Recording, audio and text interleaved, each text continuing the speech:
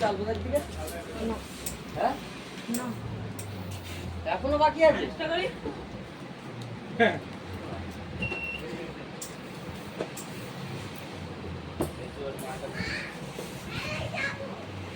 হ্যাঁ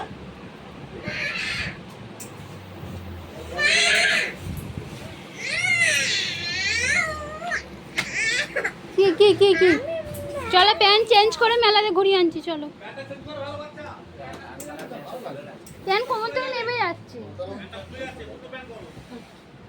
টাকা দিয়ে দিল কে টাকা দিয়েছে